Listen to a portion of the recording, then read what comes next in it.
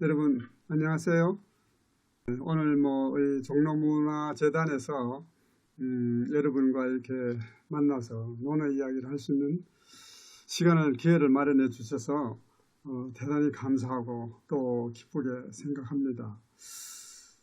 오늘 보시다시피 오늘 여러분과 함께 얘기 나눌 대주제는 난세의 빛을 발하는 논어, 바르고 깊이 읽기입니다. 논어 많이들 읽으시고 이미 대단히 깊은 조예가 있으신 분도 많으실 거고, 또 아직 처음 접하신 분도 또 가끔 있을 수 있습니다. 어쨌든 모든 분들이 에게 제가 오늘은 그 공자와 논어 사상에 대한 총체적인 이해를 도모하는 그런 시간을 갖고자 이렇게 마련했습니다. 제목에서 보시다시피 난세의 빛을 발한다, 이런 이렇게 앞에 이렇게 타이틀 형용을 붙였는데요. 논어는 그야말로 난세에 탄생했죠. 공자님이 사셨던 시대, 난세 중의 난세입니다. 춘추 시대. 그런 시대에 태어나서 탄생해서 세상을 밝게 비춘 바로 그 고전, 후세에 이제 불후의 명조로 남아있지만은 그것을 좀 바르고 깊이 읽어보자, 이런 얘기입니다. 제가 이런 제목을 붙인 배경에는 우리가 그 유명한 굉장히 널리 알려진 이 논어를 과연 얼마나 바르고 깊이 읽어왔는가 하는 데 대한 회의랄까, 문제제기 같은 그런 어떤 비판적 인식의 표현이다, 이렇게 보시면 되겠습니다. 일단 제목은 이제 그런 의미를 갖게 되고요. 그 다음에 오늘의 강의 구성은 보시다시피 3강으로 이루어지는데, 첫째 제1강은 인문학 열풍과 논어 바르고 깊이 읽기. 지금 아시다시피 지금 우리 사회에 인문학 열풍이 불고 있습니다. 굉장히 특이한 현상입니다. 그래서 그것과 이 논어 바르고 깊이 읽기가 어떤 연관성이 있는가, 그런 시대적 의미를 한번 새겨볼 필요가 있겠다. 그래서 제1강에 간략히 말씀을 드리고, 또 제2강에서는 이제 공자사상, 핵심 맥락 바로 알기. 우리가 논어를 많이 읽지만 공자사상의 그 핵심에 대한 이해가 불충분한 상태에서 읽다 보니까 맥락을 잡기가 좀 어려울 수가 있고, 또 논어에 주는 감동이 그렇게 깊게 강하게 오지 않을 수도 있습니다.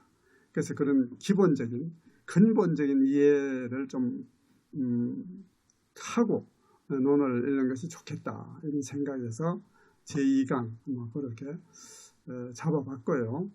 그 다음에 제3강이 그야말로 이제 우리가 제목에 보시다시피 공자의 가르침, 지금 우리에게 되살리기.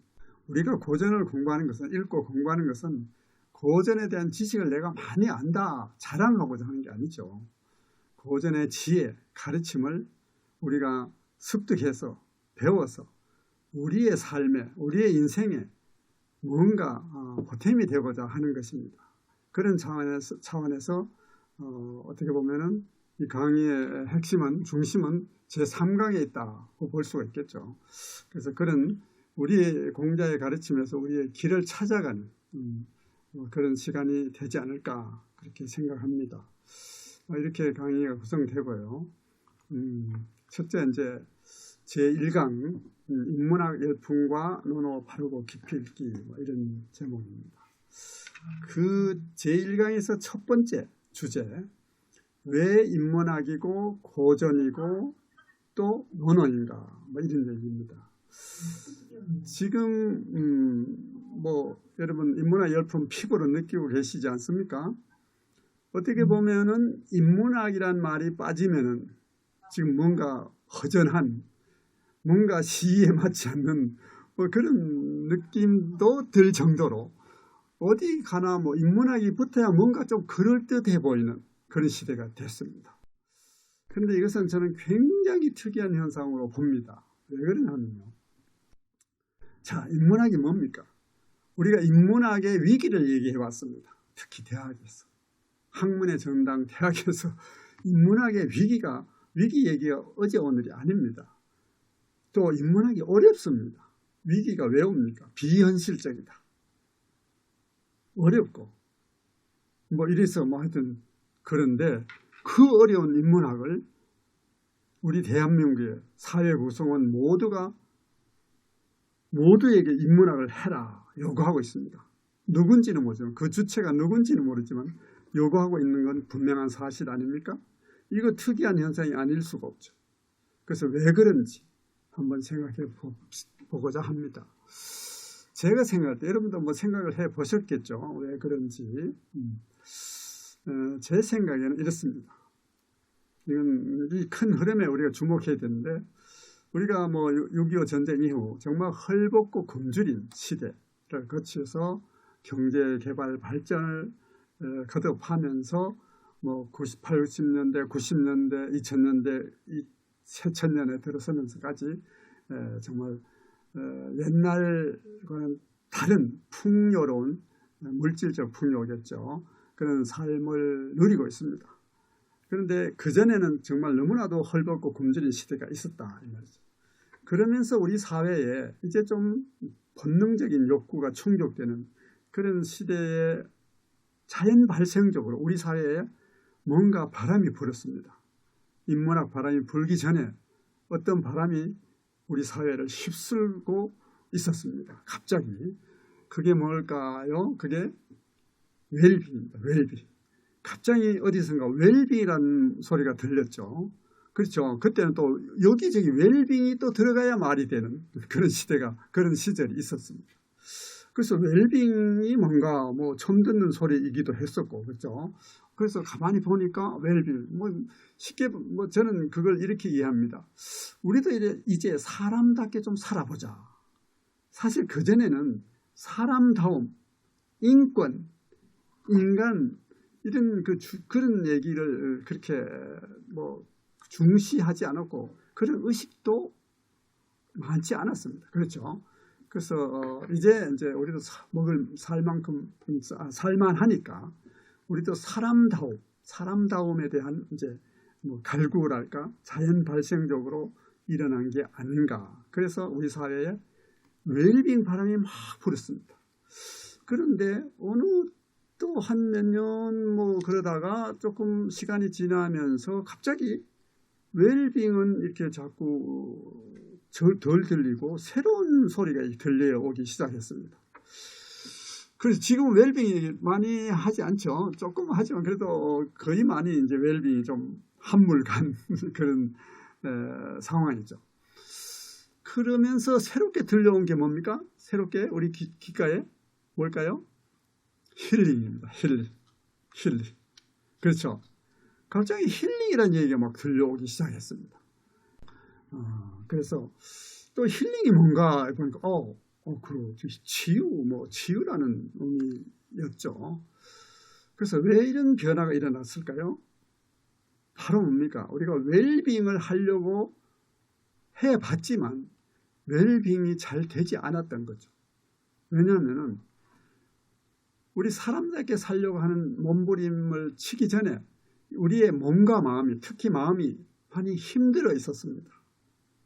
현실적인 이 치열한 경쟁의 사회에서 정말 고단한 삶을 살다 보니까 몸도 마음도, 특히 마음에, 쉽게 말해서 스트레스가 너무 많았던 거죠. 우리 한국 우리 사람들이. 그러니까 마음이 심지어는 병들었다 해도 조금 뭐 크게 지나치지 않을 정도의 그런 심신이 지쳐 있고 병들어 있는 상태에서 웰빙이 쉽게 되지 않은 거죠. 그럴 때 바로 치유라는 이 힐링이 바람이 불었다. 그래서 누군지는 모릅니다. 그 주체를 알 수가 없습니다. 누가 그렇게 바람을 일으킨지. 어쨌든 웰빙이 아니라 힐링이 먼저다. 그래서 정말 공감이 가지 않았습니까? 맞아. 힐링이 먼저지. 그래서 이제 힐링 바람이 거세게 불고 지금까지 불고 있습니다. 힐링은 아직도 유효합니다. 그런데 또 시간이 좀 지나면서 갑자기 새로운 얘기가 또 들려오기 시작했습니다. 그게 뭐겠습니까? 그게 바로 인문학입니다. 갑자기 어느 순간 인문학 얘기가 거세게 또 들려왔습니다. 이 변화를 우리가 어떻게 이해해야 될 것인가? 저는 이렇게 이해합니다. 자, 힐링을 하려고 보니까 몸은 병원에 가면 되지만 이 마음의 힐링이라는 것은 이렇게 간단치가 않습니다. 그래서 쉽지가 않다. 마음같이 되지 않았다. 그럴 때 누군가가, 또 주체를 알 수 없습니다. 그 누군가가 우리에게 인문학이 답이다. 인문학의 길이 있다. 인문학을 통해서 힐링도 하고 인생의 새로운 도약의 지혜를 배워라. 이런 계시랄까? 이런 뜻, 의미로 인문학 바람이 불어온 게 아닌가. 그렇게 저는 생각이 듭니다. 그래서 이 인문학 바람이 지금 불고 있다는 거죠. 아까 처음에 말씀드린 대로 인문학은 어려운 학문입니다. 그럼에도 불구하고 우리 사회 구성원 모두에게 인문학을 요구하고 있는, 인문학에서 길을 찾으라고 이제 계시를 주고 있죠. 그리고 또 하나 덧붙일 것은 이 주체가 없다는 게 중요합니다. 누군가가 인위적으로, 정책적으로가 아니라 정말 이게 국민 모두의 자연 발생적인 바람에 의해서 이런 우리의 소망이 큰 바람을 일으키고 있지 않은가 하는 생각에서 굉장히 의미가 있다.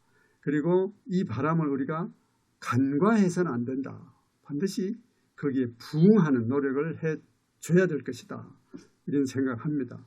바로 제가 이렇게 공부하고 연구하고 책도 쓰고 있지만 바로 이런 노력, 또 오늘과 같은 이런 강의, 이런 걸 통해서 우리가 할 수 있는 최선을 다하는 게 좋지 않겠는가, 그런 생각을 합니다. 자, 그러면 이제 인문학 얘기 이제 됐고, 그러면은 왜 또 고전인가? 인문학이 고전뿐이냐? 아니죠, 물론. 그러나 인문학은 간단히 말씀드리면 인문이라는 건 사람의 문입니다. 천문은 하늘의 문이죠. 그 문자가 문이라는 뜻인데 사람의 문이란 뭐죠? 아름다운 것입니다. 사람의 아름다운 모습. 그게 뭘까요? 사람다운 모습입니다. 사람으로서 가장 사람다운 모습. 그것이 인문입니다.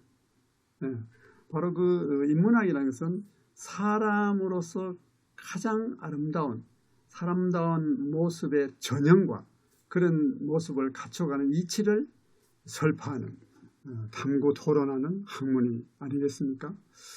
그렇다면 그러한 주제, 그러한 내용을 결집하고 있는 것이 많겠지만 그 중에 고전, 역시 인문학의 정수는 고전이다. 이렇게 결론이 날 수가 있습니다. 그리고 그러면 고전이 많은데 왜 또 굳이 논어인가? 이게 이제 설명을 드려야 되겠죠. 고전은, 논어는 우리 후세에 인류의 위대한 4대 성인, 인류의 위대한 스승으로 존중받는 4대 성인 중에 한 분인 공자님의 사상의 결집체죠. 그래서 그런데 그 공자님이 사실 때가 아까 난세 중에 난세였다 이런 말씀을 드렸고, 당시에 공자님은 누구보다도 철저한 사명감으로 선지선각의 지혜와 설기를 모아서 당시에 그 심각한 현실 문제를 해결하는 근본적인 대안을 제시함으로써 인간의 올바른 삶의 길을 우리에게 가르쳐 주신 것이죠. 그리고 그 당시는 물론 후세에 길이 이제 세상을 밝게 비추는 등불이 되고 있습니다. 또 동서양 고전 가운데 우리가 딱 한 권을 읽어야 한다고 생각한다면 여러분은 어떤 고전을 읽으시겠습니까? 당연히 가장 대표적인 논어를 선택하는 분이 가장 많지 않을까, 저는 그렇게 생각합니다. 또 논어는 많은 고전들이 나름의 천리를, 철학적인 이치를 설파하고 있는데 논어는 그 중에서 가장 인생의 다방면에 걸쳐서 전반적인 면에 언급을 하고 있습니다. 그래서 어떤 일부 고전들이 특정한 한 측면에 치우쳐 있는 것과는 달리 굉장히 인생 전반에 걸쳐 있다. 이런 면에서도 아마 대표적인 고전이 된 이유가 아닌가 저는 그렇게 생각하고, 또 아까 말씀드린 4대 성인이라는 그 어떤 위상이 또 큰 작용을 했을 수도 있겠습니다. 어쨌든 많은 고전 중에서도 논어의 중요성은 크게 이론의 여지가 없지 않을까 이런 생각을 합니다. 이제 첫 번째 주제였고, 두 번째로 동양고전 바르고 깊이 읽기를 위하여 이런 제목입니다. 고전이 서양 고전도 있고 동양 고전도 있지만 제가 아무래도 관심 분야가 동양 고전이기 때문에 동양 고전을 조금 범위를 좁혀서 말씀드리겠습니다. 사실 여기에 지금 이제 바르고 깊이 읽기를 위하여라고 했는데, 이것은 제가 개인적으로 고전을, 동양 고전을 번역하고 풀이하고 강의하고 여러 가지 작업하는 과정에 제 나름의 원칙이랄까, 제 나름의 염두에 두는 과정 방법이라고 생각할 수 있습니다. 또 한편으로는 누구나 제 생각입니다만은 이런 나름의 어떤 과정과 원칙에 준해서 동양고전을 연구하고 강의하고 하면 좋지 않을까 이런 생각도 합니다. 일단 첫 번째로 그런 바르게 읽기 위한 노력입니다. 첫 번째, 동양고전 풀이의 3단계. 저는 이 3단계를 통해서 고전을 번역하고 책을 그렇게 씁니다. 첫 번째는 주석입니다. 동양고전이 이제 물론 주로 한문으로 되어 있죠. 그래서 그 작구, 원전 작구에 대한 상세한 주석이 필요합니다. 물론 쉽게 독자들에게 쉽게 좀 다가가기 위해서 어려운 걸 약하고 그냥 이렇게 쓸 수도 있습니다. 그러나 바르고 깊이 읽기에는 좀 한계가 있습니다. 제가 볼 때 쉬운 거는 좋은데 약간 피상적이고 그 표피적인 한계가 있다 이렇게 생각이 됩니다. 그래서 저는 일단 주석이 굉장히 1단계에서 제가 정확히 원전을 이해해야 되기 때문에 제가 정확히 이해하지 못한 상태에서 번역을 하고 해설을 한다, 문제가 있는 거죠. 그래서 제 자신이 확실하게 이해를 해야 되고, 또 독자들도 마찬가지로 정확히 그 함의를 이해하는 것이 중요하기 때문에 일단 주석을 글자 한자, 또 구절 어려운 것은 주석을 자세히 답니다. 그 다음에 그 주석을 근거로 원문을 이제 우리말로 번역하는, 옮기는 과정을 거치게 되는데, 그야말로 적확한 번역을 해야 되겠죠. 번역은 너무나 중요합니다. 번역을 쉽게 생각하는 경우가 없지 않은데 쉬운 게 아닙니다. 사실은 잘 적확한 번역을 하기 위해서는 참 상당한 노력이 필요한데, 일단 저는 2단계에서 그렇게 주석에 근거한 적확한 번역을 하게 되죠. 그 다음에 다음 단계에서 이제 원전의 그 번역까지만 봐도 어느 정도는 이해가 될 수 있지만, 그래도 또 그 안에 함축된 사상과 의미를 조금 더 풀어내는 노력이 필요합니다. 그게 이제 3단계 해설을 하게 됩니다. 물론 해설도 여러 가지 종류가 있겠지만 저는 가능하면 명쾌한 해설을 하고 싶어 합니다. 하려고 노력합니다. 너무 장황하게 그것도 좀 경계를 해야 되고, 너무 간략하게 소략하게 하는 것도 좀 경계를 하면서 적절한 분량으로 명쾌한 해설이 될 수 있도록 하고자 합니다. 그래서 밑에 이제 두 구절을 제가 써놨는데, 일단은 이제 고전은 원문에 대한 적확한 번역과 그 원문에 대한 정확한 이해가 우선이 되어야 된다, 먼저다, 이런 생각을 합니다. 그리고 또 하나 이제 제가 강조하고 싶은 것은 제가 보기에는 글자를 옮기는 번역이 많습니다. 한문이 한자라는 것이 우리말로도 도금이 있고 우리말로도 뜻이 있지 않습니까? 글자 한자 한자의 뜻이 있기 때문에 우리말로 이렇게 옮길 수 있죠. 이렇게. 그래서 이 글자를 옮기는 번역이 많이 보이는데 글자만 옮겨가지고는 이게 무슨 얘기인지 분명히 한글로 써져 있어도 정확히 이해하기가 힘든 경우가 많습니다. 그래서 저는 번역은 글자를 옮기는 것이 아니라 뜻을 옮기는 것이다. 뭐 이런 얘기를 저는 이제 스스로 하죠. 그래서 이 정자가 이런 말을 했어요. 정자, 북송, 주자가 남송 시대에 살았는데 주자보다 앞 시대에 북송의 그 정호, 정의, 그 대유학자 두 분을 우리가 정자 이렇게 높이는데 그분들이 한 말이 있습니다. 그분들이 그 노노맹자법이라는 글에서 그 노노와 맹자를 읽는 법이라는 글을 썼는데 그 글에서 이런 말을 했습니다. 보시다시피 노노맹자의 글을 읽을 때 반드시 먼저 그 문장의 뜻을 명확히 파악해야 한다. 그러니까 이게 주석과 번역과 우리는 그러니까 주석과 번역을 통해서 지금 그 문장의 뜻을 명확히 파악해야 된다. 요 과정이죠. 그런 다음에 그 글의 함의 그 글 안에 어떤 의미가 어떤 사상이 함축되어 있는지를 깊이 탐구하는 것이 좋다. 뭐 그런 얘기입니다. 그렇지 않고는 그 함의를 분명히 알 수 없다. 뭐 이런 얘기입니다. 그래서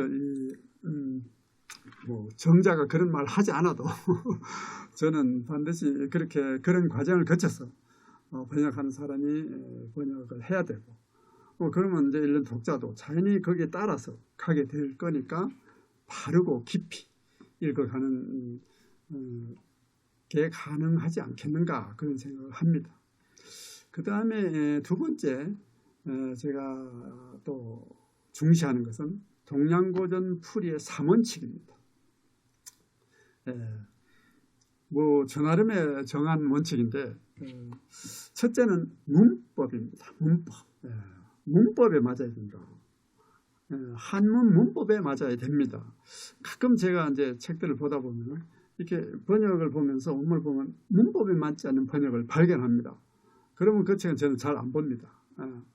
문법에 맞지 않는 건 그 다음 단계는 볼 필요가 없지 않을까 저는 그렇게 생각합니다. 그래서 첫째 문법에 맞아야 됩니다. 그 다음에 두 번째 논리입니다. 말의 논리가 맞아야 된다. 쉽게 말해서 말이 되어야 된다 이 말입니다. 분명히 우리말로 옮겨놨는데 말이 안 되는 말이 있습니다. 그거는 잘못된 뭔가 풀이고 번역이고 풀이겠죠. 그래서 두 번째까지 맞아도 또 한 가지 더 짚어가야 될 부분이 바로 사상입니다. 어떻게 보면 가장 핵심적일 수도 있죠. 원전 사상에 맞아야 됩니다. 문법에 맞고 논리에 맞지만 그 원전의 사상에 맞지 않는다? 그러면 제가 볼 때는 그것이 바른 풀이다. 바른 번역이라 보기는 어렵다고 생각합니다. 그래서 저는 이 세 가지 원칙에 모두 합장할 때 비로소 원전의 의미를 사상을 바르게 풀어냈다라고 저는 생각합니다. 저는 이제 이 원칙으로 사실은 고전을 번역합니다. 그래서 제가 이런 원칙으로 번역하면서 많은 책들을 보다 보니까 이 유명한 논어가 아직도 이렇게 많은 부분이 문제가 있네 하는 것을 발견했습니다. 그래서 제가 말씀드리자면 논어가 511구절 정도 됩니다. 논어는 편으로 이루어졌죠. 20편, 편이 있고 그 다음에 각 편에는 수십 구절로 되어 있는데 수십 구절 그걸 장이라고 합니다. 그래서 수십 장으로 이루어져 있습니다.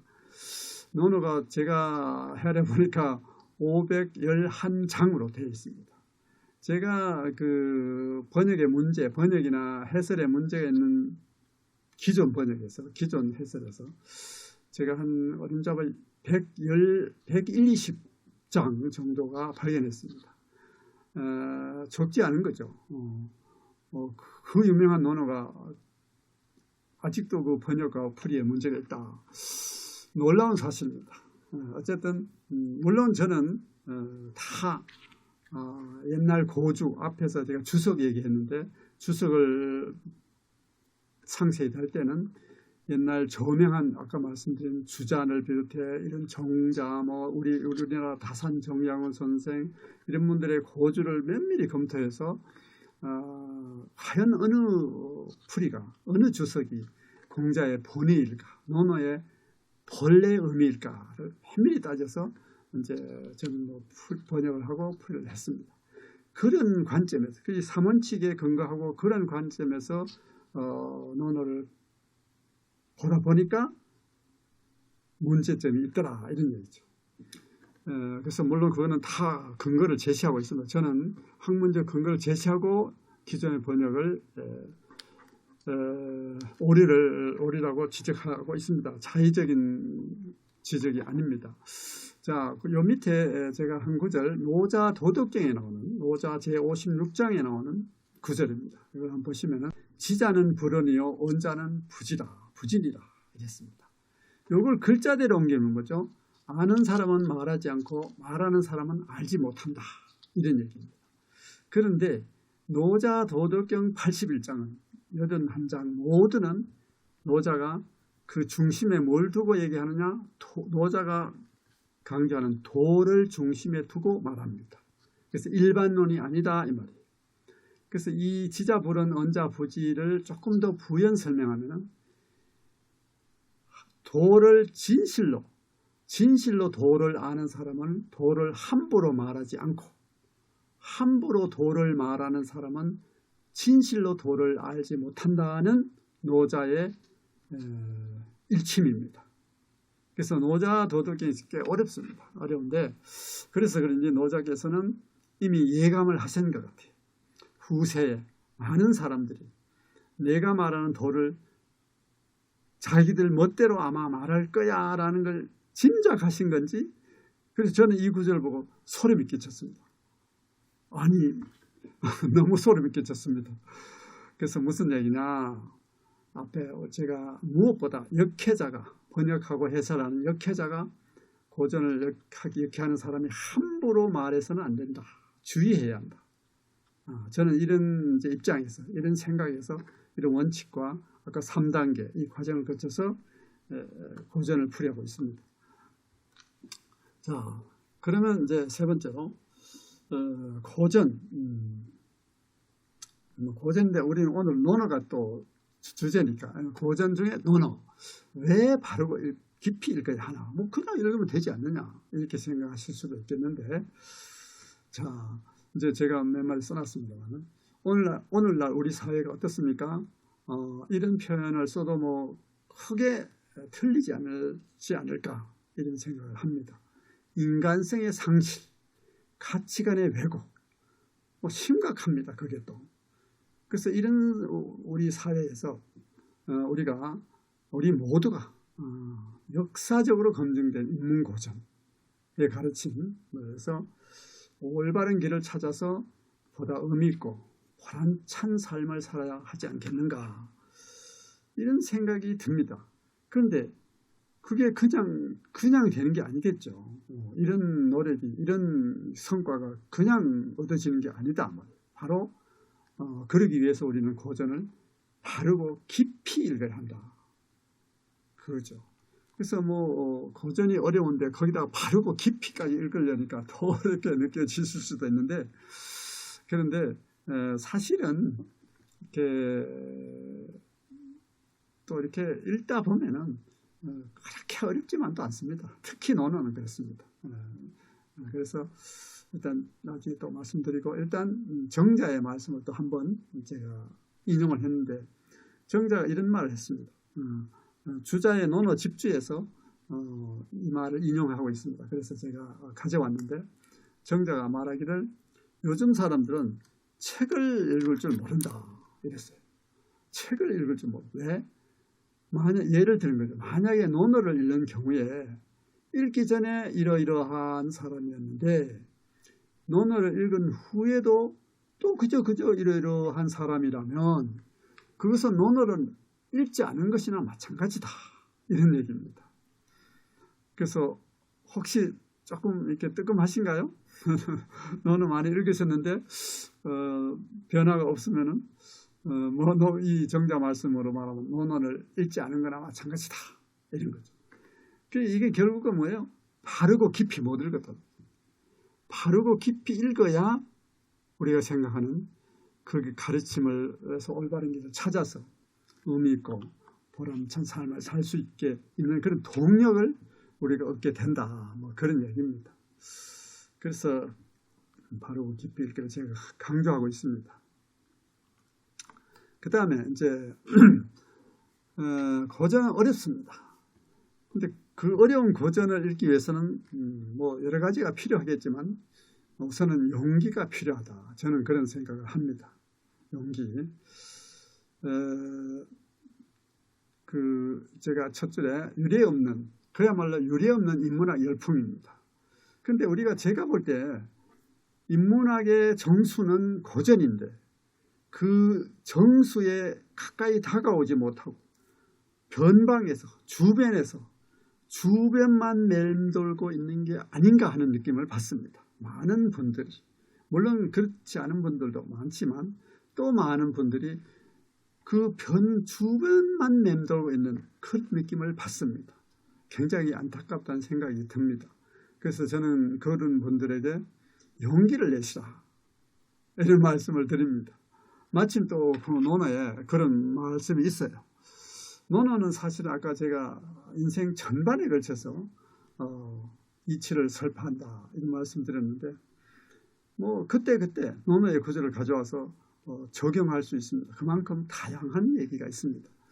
여기서 이제 제가 공자님 말씀을 가져왔는데 견이 부리면 무용량이라 그랬어요.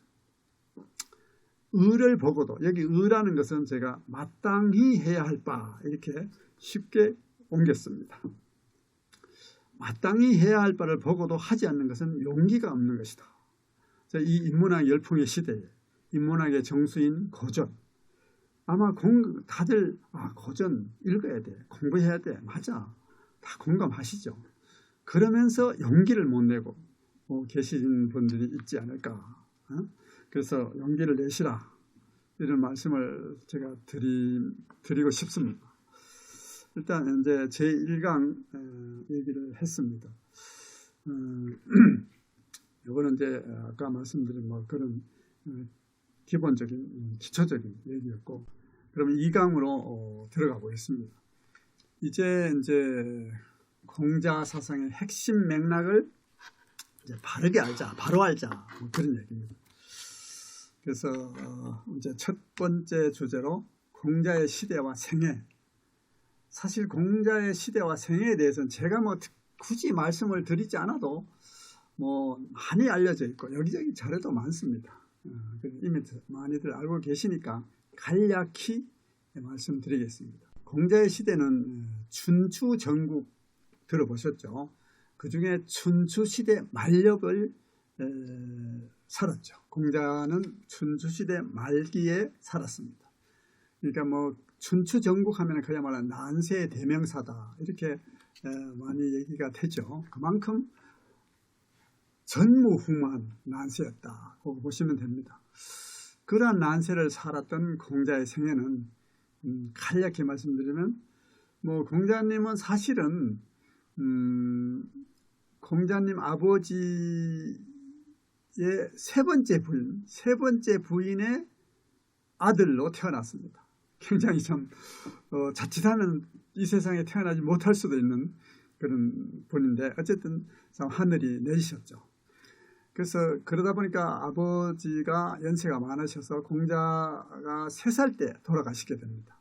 그때 어머니는 겨우 뭐 20 남짓 정도, 아주 젊은, 뭐 젊다고 해야 될까요? 어리다고 해야 될까? 그런 어머니였습니다. 그러니까 그 어린 어머니와 젊은 어머니와 핏덩이 아들 3살 배기 둘이서 살아가는 그야말로 참 힘든 삶이었습니다. 그래서 뭐 어릴 때는 온갖 굳은 일을 다 하고 그렇게 살았습니다. 그러다가 17살 때는 어머니마저 돌아가십니다. 그러니까 완전히 혈혈단신, 홀몸이 된 거죠. 17살짜리 청소년이죠. 청소년이 그야말로 노나라 도성에서 힘든 삶을 살게 됩니다. 하여튼 그런데 그 굳은 일, 온갖 굳은 일을 다 하면서 근근히 살아가는 과정에 남다른 면이 있었죠. 바로 호학입니다. 호학. 배우기를 좋아했습니다. 참 배우는 데는 누구에도 뒤지지 않는 그런 배우기를 너무너무 좋아해서 남의 집에 허드렛 일을 거들어주러 갔다가도 그 집에 좋은 책이 있으면 빌려서 보고 또 훌륭한 분이 있으면 또 여쭤도 보고 하여튼 학교에 그야말로 태학에 갈 신분이 못 되었으니까 태학에는 가지 못하고 그야말로 정말 항시 시시때때로 수시로 배움을 이어갔습니다. 그렇게 하면서 점차 학문과 식견이 아주 풍부해졌죠. 그렇게 하다가 한 30 남짓 돼서는 이제 제자들이 몰려들기 시작합니다. 30대 중후반 되면서 그 명성을 듣고 제자들이 선생님 저를 제자로 받아주십시오 하는 이런 일이 벌어지게 되면서 제자도 또 받게 되고 하여튼 40 넘어서는 이제 소위 노나라가 아니죠. 주나라의 도성 나급으로 이제 요즘 말로는 문화연수를 가게 됩니다. 가면서 일부러 노자를 찾아뵙습니다. 아까 노자 도덕경의 그 노자를 일부러 찾아가서 뵙고 예를 물었다 이런 기록이 사기에 나오는데 어쨌든 찾아뵙고 가르침도 받고 말씀도 나누고 이렇게 했습니다. 자세한 기록은 없지만 아마 공자와 노자의 만남이 그 한 번만은 아니었을 것으로 추정이 됩니다. 그 이후에도 한 몇 번은 있었을 가능성이 있습니다. 정확한 기록은 없지만 그렇게 추정합니다. 어쨌든 그러다가 51세에 뱃슬길에 노나라 조정 뱃을 하게 되고 그러다가 한 55세까지 뱃을 하게 되는데 그 과정에 노나라는 아주 발전을 거듭하게 됩니다. 아주 정치를 잘 하신 거죠, 공자님이. 그러다 보니까 그 시기하는 세력들, 또 이웃 나라들 등등이 온갖 작당을 해서 공자님을 몰아내는 작당을 하게 됩니다. 그러면서 결국은 임금이 이 공자님을 멀리하게 되고 도저히 이 조국인 노나라에서 어진 정치, 인정 덕치를 펴서 세상에 바른 세상을 만들고픈 희망이 사라진 상황이 닥치게 됩니다. 그러면서 55세에 소위 그 주유천하, 열국을 이렇게 돌아다니면서 임금들을 만나서 정치를 이렇게 하십시오. 그 나한세 가장 그 주범이 나한세를 만든 주범은 결국 당시의 군주들이죠. 그래서 그 군주들을 돌아다니면서 설득을 합니다. 임금님 이렇게 하시면 안 되고 이렇게 정치를 하십시오 하고 그 공자 당신의 그런 정치 철학을 철학으로 설득을 하죠. 그것이 요즘도 우리가 쓰는 유세란 단어가 요즘 우리가 쓰는데 사실은 공자님이 돌아다니면서 돌아다니면서 사람들을 이렇게 군주들을 이렇게 그 주장을 따르도록 설득하는 이런 노력을 기울인 것을 유세라고 합니다. 어쨌든 그런 노력을 14년간 정말 55세에서 68세까지 14년간을 그 노구를 이끌고 그 당시 55세, 68세 하면은 지금으로 보면은 7, 80은 당연히 됐겠죠. 그런 그 이상일 수도 있습니다. 90 정도의 나이일 수도 있습니다. 어쨌든 그 노구를 이끌고 그 먼 넓은 그 중원을 누비면서 그런 노력을 기울였습니다. 당연히 세상을 바르게 바로잡자는 그런 열망으로 의욕으로 그런 노고를 마다하지 않으셨죠. 그러나 사실 성공하지 못했습니다. 어떤 나라 임금도 공자가 말씀하는 공자의 그 주장을 받아들여서 정치를 하지 않았습니다. 그러자면 자기들의 기득권을 다 내려놓아야 되니까 당시에 그 탐욕에 찬 군주들이 공자님을 말씀을 들을 리가 없죠. 결국은 68세에 그 빈손으로 고국 노나라로 돌아오게 됩니다. 그렇게 해서 후세 그 노후에는 연구와 고전 연구와 또 제자 교육의 심혈을 기울였죠. 그러다가 73세에 정말 이 세상에 성군이 없음을 한탄하면서 세상을 떠나셨습니다. 그런 그런 일생을 사셨습니다. 그래서 공자 일생에서 우리가 주목할 것이 하나 있습니다. 뭐냐면은 지천명이죠. 지천명. 공자님이 50 논어 위정편에 보면 50이 지천명이라 이런 구절이 있습니다. 나는 50에 천명을 알았다. 이 공자님 본인이 자술하신 말씀이니까 그런 말이 있습니다. 지천명이 뭐냐? 천명을 알았다. 이거죠. 글자 뜻은. 천명이 뭐냐? 공자님 말씀한 천명이 뭐냐? 주자는 다른 얘기합니다만 주자의 얘기보다는 여기 천명은 하늘의 명령이죠. 하늘이 나에게 준 사명이죠. 공자님은 50신 되셨을 때 하늘이 나에게 준 사명을 아셨다. 알았다. 그렇죠. 그게 뭔가? 그게 공자님의 꿈과 이상이 되게 되는데 그게 무엇입니까? 구세입니다. 구세. 당신은 그야말로 혼란하기 그지없는 시대였다. 난세였다. 이 말씀 드렸는데 그 난세를 바라본 성인은 우리 같은 보통 사람은 난세를 바라봐도 조금 걱정은 되지만 그런가 보다 하고 이렇게 대책 없이 있겠죠. 그렇지만 성인 공자님은 난세를 바라보면서 고민에 빠졌겠죠. 그래서 이 세상을 어떻게 구할 것인가? 이 난세에 가장 핍박받고 힘든 삶을 사는 사람은 다름 아닌 백성들이죠. 저 중생들이다. 그래서 저 백성들을 구해내야 된다. 도탄에 빠진. 그래서 고민한 끝에 구세의 열망을 불태우게 됩니다. 결국은 공자의 인을 핵심으로 한 공자의 사상은 그렇게 해서 이 세상에 창시되었다고 보면 됩니다. 공자님은 인의 정신을 통해서 이 세상을 구세할 수 있다. 구제할 수 있다라고 믿으신 거죠. 그래서 논어라는 이 책은 사실은 처음부터 끝까지 공자님의 인사상의 부연이다. 확대다라고 이해할 수 있습니다. 그래서 이런 공자의 기본 맥락을 짚지 않고는 논어를 읽으면 제대로 감동이 올 수가 없습니다. 하여튼 이 공자님의 지천명은 구세다. 이렇게 보시면 됩니다. 사실 노자의 그 꿈도 구세입니다. 그건 다음에 혹시 기회가 되면 말씀드리겠지만 어쨌든 같은 시대를 살았습니다. 그러면서 세상을 구해야 되겠다. 이 뜻은 같았습니다. 다만 방식이 달랐습니다. 방식. 제가 여기서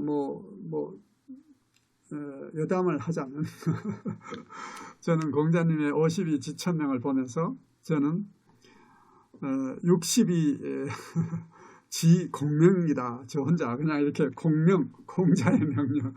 저 혼자 농담 반 진담 반 이런 농담을 합니다. 주변 사람들에게. 저는 60에 공자님이 나에게 명령을 내리신 걸 제가 이제 알았다. 이런 얘기죠. 농담입니다. 공자님이 저보고 논어의 사상을, 논어의 가르침을 널리 알려라. 이런 명령을 내리신 것 같은 제가 착각을 하고 있는 거죠. 제가 감히 그렇게 대단한 인물이 아닌데, 하여튼 그런 이제 저 혼자 착각에 빠져 있습니다. 하여튼 이제 그 다음에는 이제 공자사상의 핵심, 이제 이게 진짜 이제 그야말로 핵심입니다. 요거를 정확히 잘 알아야 되는데, 자, 뭐 여러분 다 아시다시피 공자사상의 핵심이 뭐냐 하면은 인이다. 다들 잘 아시죠?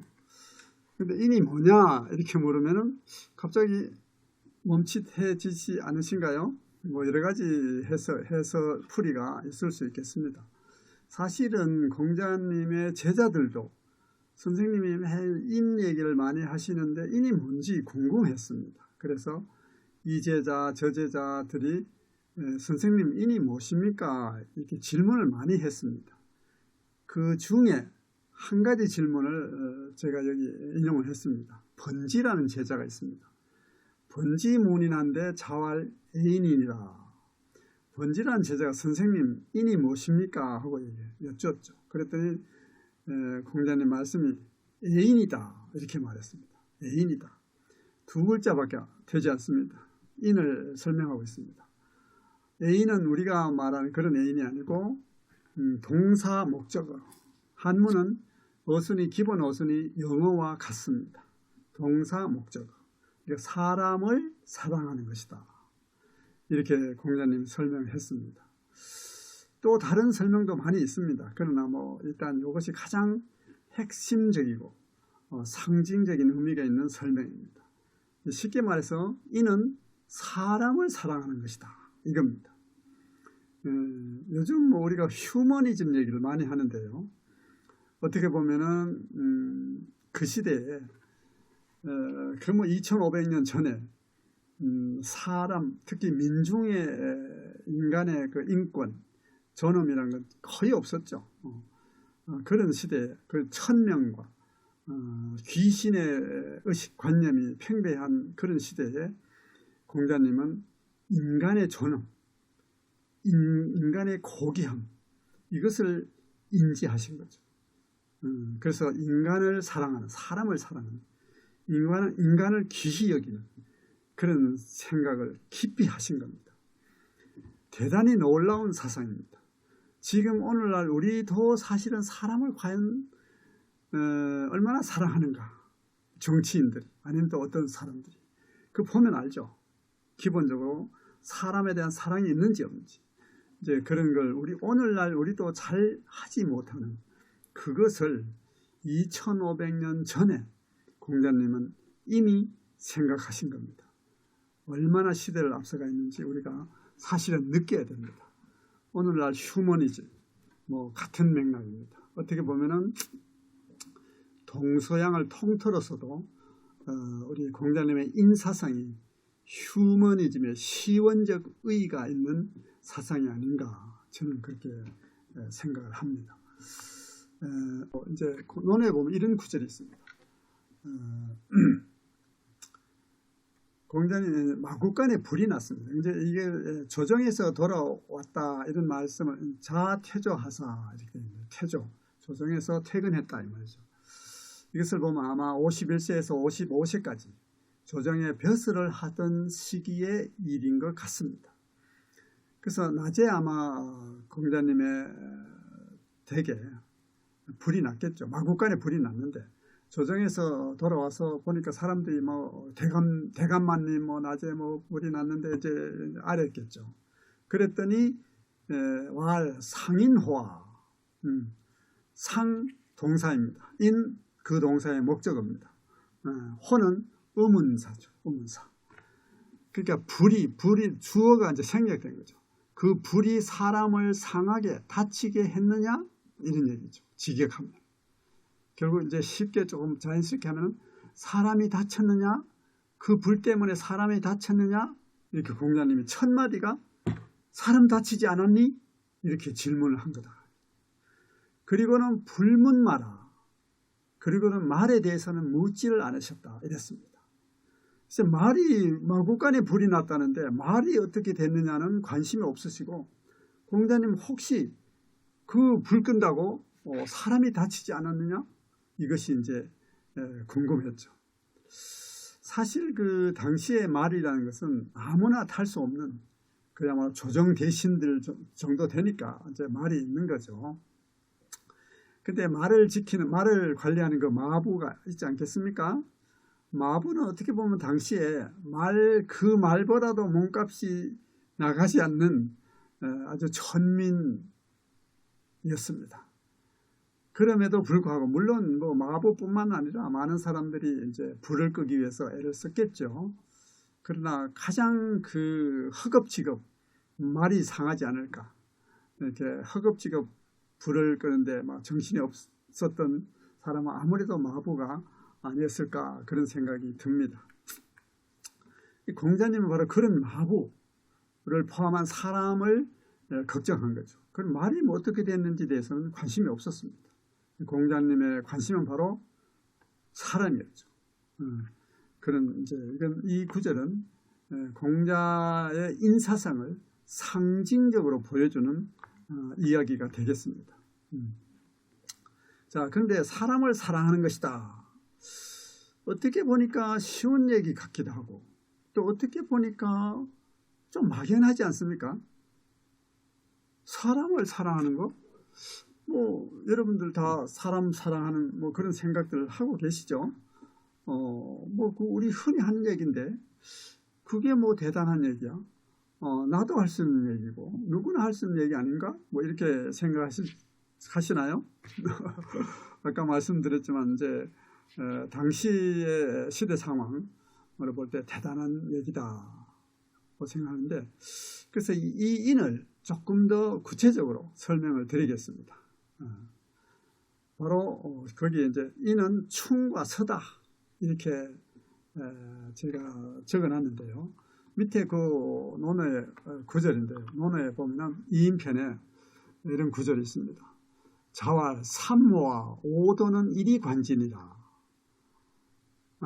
논어에서 자하면 공자를 가리킵니다. 공자가 말씀을 삼은 정삼의 이름입니다. 정자죠, 정자. 후세의 정자라고 높이는데 그 정자 이름이 삼입니다. 그래서 정삼입니다. 공자님이 논어에 보면은 제자를 부를 때는 반드시 이름을 부릅니다. 성을 빼고 이름만 부릅니다. 친근하게 삼아 이렇게 부른 거죠. 내 도는 오도는 내가 말하는 도는 일이관지, 이일관지죠. 하나로서 그것 전체를 꿰뚫는다, 관통한다. 하나가 전체를 꿰뚫는다. 이렇게 공자님이 말씀하시니까 정자와 유아 그렇습니다. 예. 그러니까 정자 알고 있습니다. 이미. 예, 알고 예, 그렇지요. 그렇습니다. 이렇게 대답했습니다. 자출커신을 문인문활. 이제 선생님이 나가신 거죠. 아마 뭐 강의하는 뭐 그런 이제 방이겠죠. 그런 공간에서 이제 나가신 거죠. 나가시니까 다른 제자가, 그러니까 이제 정자가 아닌 정자 친구들이죠. 그러니까 묻기를 하위야 있고 무슨 말씀이야 이거죠. 선생님이 좀 전에 오도는 일이관진이라 이렇게 말씀하셨는데 그게 무슨 얘기야? 하고 이 다른 친구들이 못 알아들은 거죠. 그러니까 정자 보고, 공부 잘하는 정자 보고, 야 선생님 지금 말씀하신 게 무슨 얘기야? 무슨 말씀이야? 이렇게 물은 거죠. 그때 정자의 대답입니다. 정자가 정말 뛰어난 제자라는 걸 여기서 알 수 있습니다. 정자왈 부자지도는 충서이인이다. 부자는 선생님이라는 뜻입니다. 선생님의 말씀하시는 그 도는 뭐 핵심이 인이죠. 그 도는 충서이인이다. 충과 서일 뿐이다. 이 인은 뭐뭇일 뿐이다, 뭐뭇일 따름이다 라는 뜻입니다. 네. 그러니까 선생님의 도는 충과 서야 그 말씀이야. 이렇게 이제 친구한테 설명을 해주는 거죠. 근데 여러분 여기서 좀 이상한 게 있지 않습니까? 그렇죠. 뭐가 이상하세요? 그렇죠. 공자님은 분명히 일이관지 한 가지로 전체를 꿰뚫는다 하셨는데 중자는 충, 서 두 가지를 얘기했습니다. 이것이 바로 제가 정자야말로 정자는 공자 만년의 수제자입니다. 그래서 정말 수제자답다 이런 말씀을 드리는데, 지금 제가 말로 설명했는데 그 설명 지금 이제 번역이 이건 제 책에 있는 번역 그대로 옮겼는데, 제가 지금 그냥 이제 원문을 번역하는 거 한번 이제 보여드렸습니다. 보여야 되는데, 사실은 여러분이 뭐 처음에는 그냥 뭐 한글 번역만 보시고 초보적인 이해를 하셔도 되고, 그래서 차차 해서 결국 원문을 보셔야 됩니다. 원문의 맛, 이게 또 맛보시면 아마 빠지실 겁니다. 그래서 어려워하지 마시고 차근차근 이렇게 가면은 충분히 정복할 수 있습니다. 하여튼 지금 그 얘기죠. 자, 이게 무슨 얘기인가? 왜 두 가지를 얘기했느냐 이거죠. 왜냐하면 누구든지 일이관진이라 하면 누구든지 저 같은 사람도 인이겠네, 인 말씀하시겠네, 이렇게 딱 감이 온단 말이에요. 그것을 뛰어넘는 답을 한 거죠. 증자는 설명을 한 거죠. 인 하면 그게 거기서 머무르는 거죠. 인의 구체적 내용을 충과 서로 부연 설명한 겁니다. 인의 구체적 내용입니다. 충과 서는 인의 내용이다 이 말이에요. 그리고 그 충과 서를 또 진기축이라고 제가 여기 표시를 해놨는데, 이거는 누가 설명했느냐? 주자가 설명했습니다. 주자의 설명은 논에 있지 않습니다. 주자는 후세 사람이니까. 주자가 논어 집주에서 충을 진기라고 설명했고 서를 축이라고 설명했습니다. 이게 무슨 얘기인가? 제가 설명드리겠습니다. 자, 충은 우리는 흔히 충성하다 할 때 충자입니다. 근데 주자는 이 충의 의미를 진기다. 진은 뭡니까? 다할 진자입니다. 기는 뭐죠? 자기 기자죠. 직역하면 뭐죠? 자기를 다하는 겁니다. 무슨 말씀이죠? 성심성의를 다하는 겁니다. 성심성의, 온 몸과 마음을 다 바쳐서 사람을 대하고 일에 임하고 살아가는 거죠. 그것이 충입니다. 진기다. 아주 핵심적인 설명입니다. 아주 그래서 좋은 설명이라고 제가 가져왔습니다. 다른 설명도 있습니다. 그러나 복잡하게 얘기할 거 없고 핵심만 잡으면 어렵지 않습니다. 그 충은 자신의 심신을, 온 심혈을 기울인 겁니다. 자기를 다하는 겁니다. 근데 이 충이 후세에는 어떻게 되죠? 충하면 떠오르는 게 뭡니까? 후세에 충하면, 그렇죠. 충성 혹은 뭡니까? 충은 뭐예요? 나라에 대한 충성, 임금에 대한 충성. 거의 두 가지죠. 후세의 충이라는 것은 뭐 요즘 시대보다 그렇지만 고대 사회의 군 임금과 나라에 대한 충이죠. 오로지 그것이죠. 그러니까 사실은 공자의 사상에 있어서 충이라는 개념은 진기입니다. 그 진기가 나라와 군주에게 국한되어 있지 않습니다. 내가 하는 이 일, 내가 만나는 사람, 모든 것에 대한 충입니다. 그 큰 의미입니다. 그것이 후세에 이렇게 쪼그라든 거죠. 후세의 통치자들이 통치의 편의를 위해서 사람들을 쇠뇌시킨 거죠. 나에게 충해라. 쇠뇌시킵니다. 그건 공자의 사상이 아닙니다. 절대 아닙니다. 공자의 사상은 진기입니다. 그건 인을 표현하는 방식, 표현하는 인의 내용입니다. 그렇게 이해하셔야 됩니다. 그 다음에 서가 뭐냐? 이 서가 이제 우리가 용서할 때도 이 서자를 쓰고 또 뭐 어질서, 어지다는 뜻도 있고 그렇습니다. 여기서는 어질다는 뜻으로 봐야 됩니다. 용서가 아닙니다. 자, 추기는 뭐냐? 추는 뭐죠? 밀추자입니다. 밀다, 추진하다, 추천하다. 자기를 민다. 이 자기를 민다는 게 뭐냐? 자기 자신으로부터 미루어서 다른 사람에게까지 이르러 가는 그런 얘기입니다. 무슨 얘기냐? 나의 입장, 나의 생각, 나의 처지, 현재의 어떤 심정, 이런 것을 근거해서 다른 사람을 헤아리는 거죠. 다른 사람의 마음을 헤아리고 배려하고 고려하는 이런 것이 추기입니다. 그것이 또 인의 또 하나의 구체적인 내용입니다. 그러니까 결국은 충과 서다. 그것이 인의 내용이다 이 말입니다. 그러니까 사람을 사랑하는 것이다. 이러니까 좀 막연했지 않았습니까? 근데 충과 서다 하니까 내 자신을 다해서 나의 성심성의를 다해서 임하는 그런 자세. 그리고 남을 내 입장을 바꿔서 생각하고 내가 지금 어떤 일이 있는데 이 일을 하기가 싫어. 그러면 저 사람도 하기 싫을 거야. 이렇게 내 입장에서 견주어서 남도 헤아려 보는, 배려하는 이런 마음. 이게 축이입니다. 이제 이런 것을 이제 누구죠? 정자는 이와 같이 이제 인의 구체적 내용을 이제 부연해서 설명했습니다. 그러니까 제가 역시 정자는 뛰어나다 이렇게 생각하는 거죠. 자, 여러분 이제 좀 전에 그냥 막연히 사람을 사랑하는 것이다라고 했을 때와 지금 충과 서라는 개념을 제시해서 인의 구체적 내용은 충과 서입니다.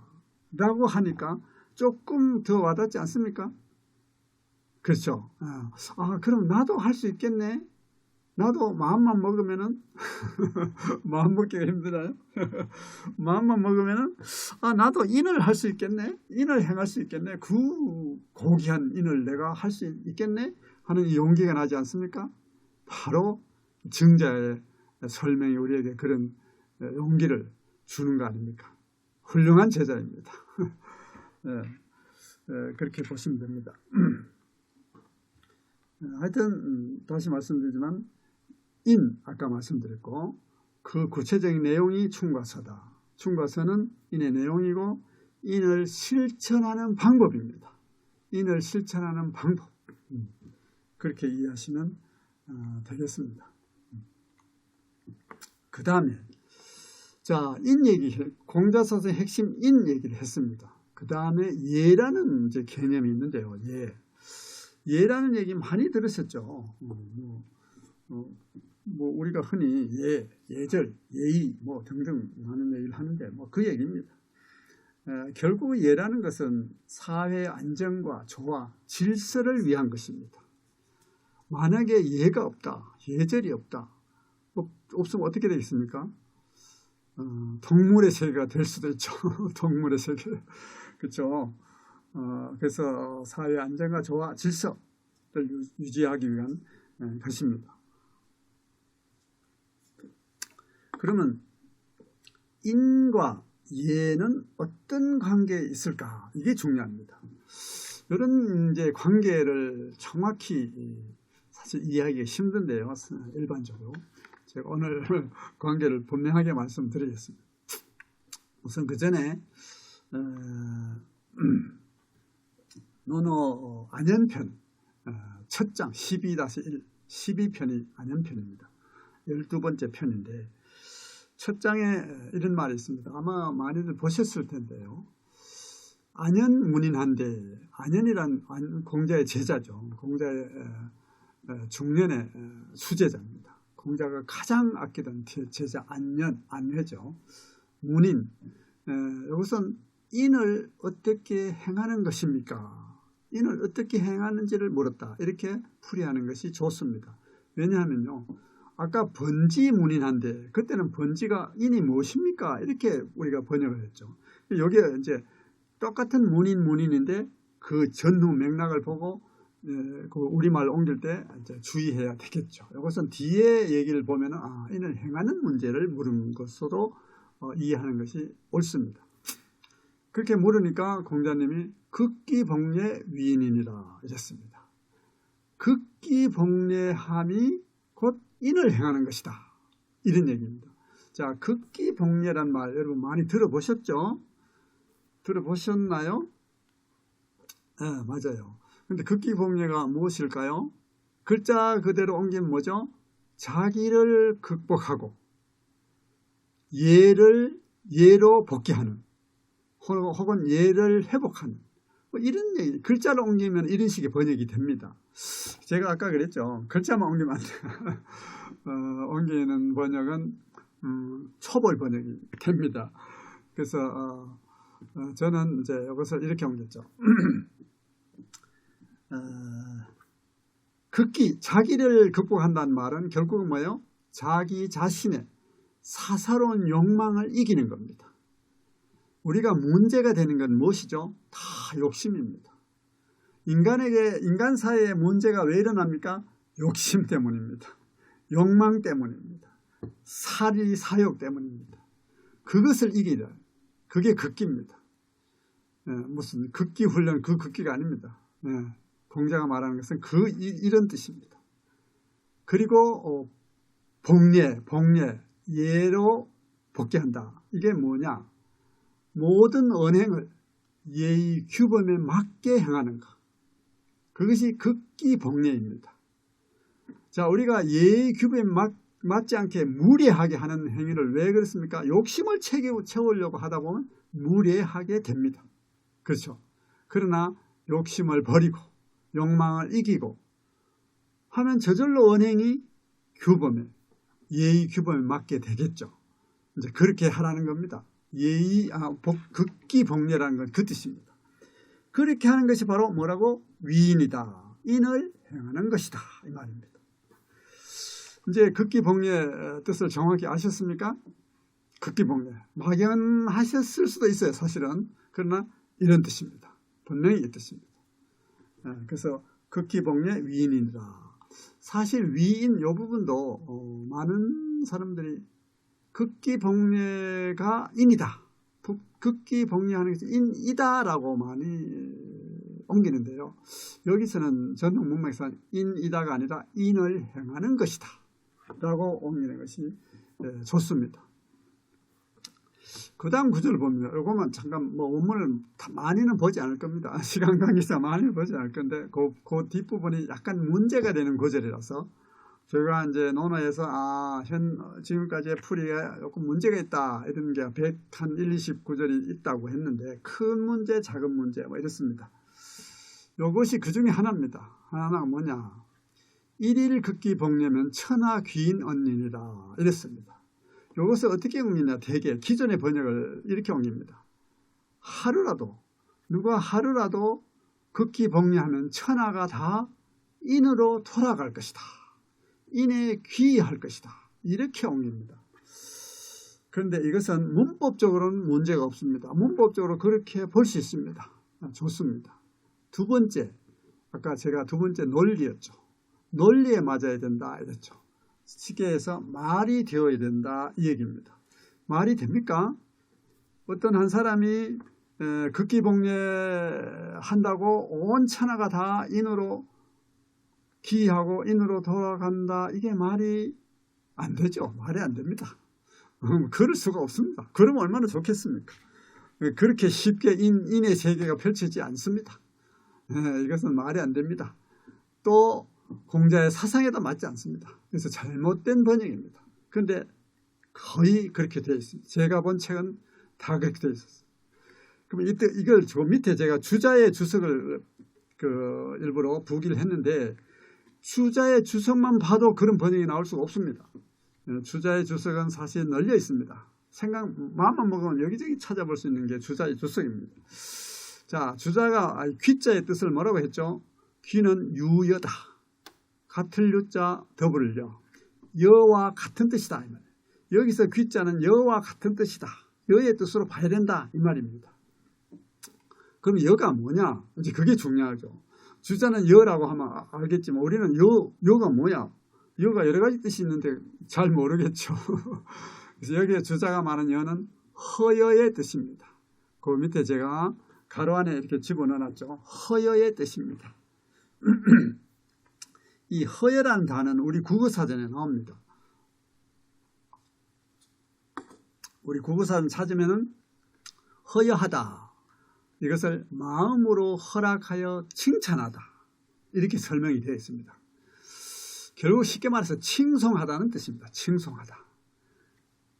그러면 천하가 다 인으로 귀의한다 이 뜻이 아니라 제가 한 번역을 한번 보여드리겠습니다. 그래서 인을 어떻게 행합니까? 하니까 이렇게 하는 것이다. 이러면 인을 행하는 것이다. 그러죠. 그러면서 선생님이 부연하게 덧붙이시기를 만일 누구든지 장차 언젠가, 이것도 사실 제가 말씀 안 드렸는데, 일단 장차 언젠가 사욕을 이기고, 아까 극기봉의하는 거죠. 모든 언행을 예에 맞게 하게 되면 천하 사람들이 모두 그를 인하다고 칭송할 것이다, 이 말입니다.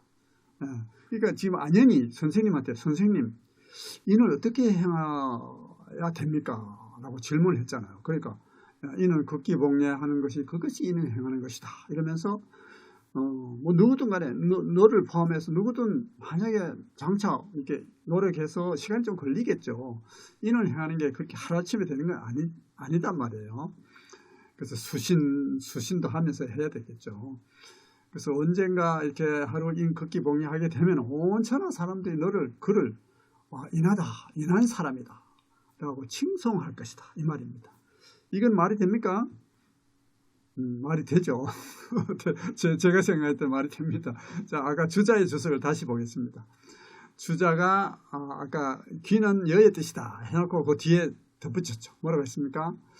1일, 요 1일도 사실은 많은 사람들이 하루다도 이렇게 하는데 하루가 아닙니다. 장차 어느 하루, 그러니까 끊임없이 노력해서 장차 어느 하루, 그 장차 언젠가, 제가 그렇게 번역했죠.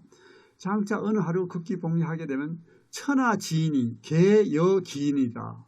천하의 사람들이 모두 그의 인함을 그가 인하다고 여할 것이다, 허여할 것이다.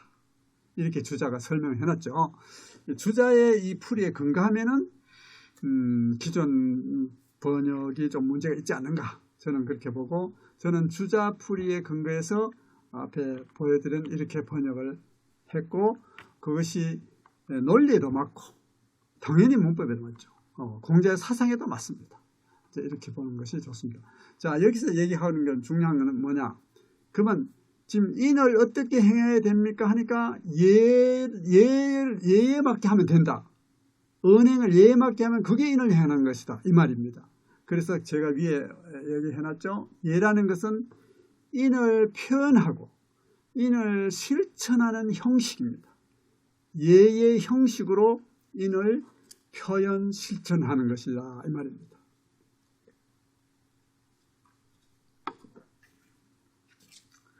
정리가 됩니까? 그러니까 인이 내용이라면 예는 형식인 거죠. 이해가 되시나요? 자, 우리가 예를 표한다. 내가 어떤 사람에게 예를 표한다. 그때는 뭡니까? 그 사람에 대한 사랑의 마음, 존중의 마음, 친애의 마음이 있을 때 그 상대에게 예를 표하게 되겠죠. 그게 인의 표현입니다. 인을 표현하는 것입니다. 그냥 말로 나는 당신을 존중합니다. 말로 할 수 있겠죠. 그런 말이 아니라 이렇게 예에 맞게 언행을 하는 것이 바로 상대에 대한 인을 표현하는 것이다. 인을 실천하는 것이다, 이 말입니다.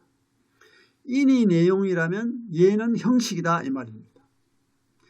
자, 근데 만약에 내가 몸으로는 예를 표하는데 상대에게 마음은 별로 그 상대방을 존중, 친애 하고픈 마음이 없어요. 그냥 어쩔 수 없이 예를 표할 수도 있죠, 우리가. 그럴 수가 있죠. 그러면 안 되지만 그럴 수 있죠. 자, 이건 뭡니까?